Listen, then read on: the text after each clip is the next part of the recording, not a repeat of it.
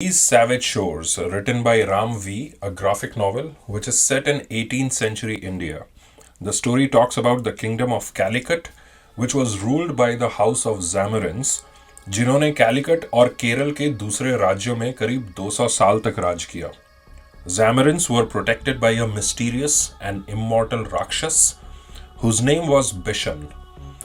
Bishan and Prince Vikram are shown having a relationship like father and son.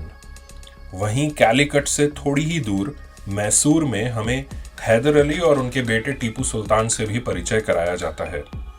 कहानी शुरू होती है Lord Elon पियरफॉन्ट नामक ब्लड सकिंग वैम्पायर से, जिसका अंग्रेजी सरकार बहिष्कार कर देती है और उसके कैनिबलिस्टिक नेचर की वजह से उसे एग्जाइल कर दिया जाता है इंग्लैंड से कोसों दूर मालाबार कोस्ट पर ईस्ट इंडिया कंपनी की मदद से. जैसे जैसे कहानी आगे बढ़ती है हमें लगता है कि पियरफॉन्ट ही इस कहानी का असली विलन है, मगर हमारी सोच तब गलत साबित होती है जब पहली ही किताब के लास्ट पेज में बिशन पियरफॉन्ट को जान से मार देता है.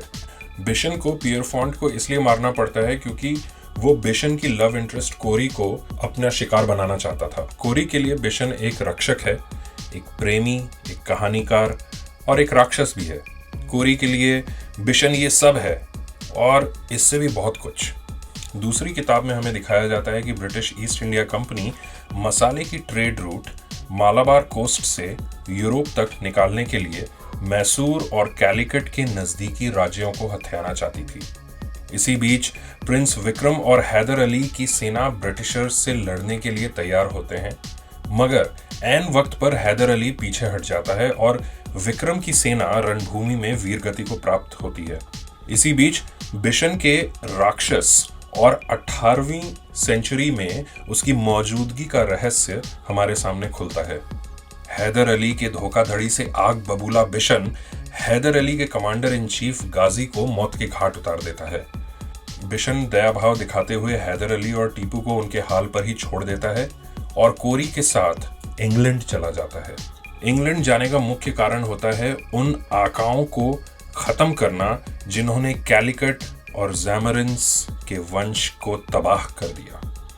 बिशन मिलता है कहानी के मेन एंटागनिस्ट काउंट ग्रैनो से.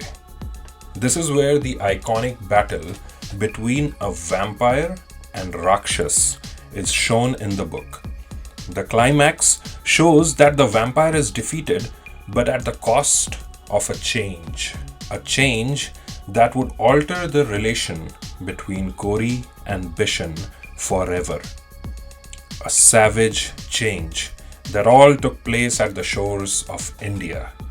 These Savage Shores, written by Ram V, drawn by Sumit Kumar, colored by Vittorio Aston, and lettered by Aditya Bidikar. Here's the podcast for those of you who have read the book already and for those who are about to read it.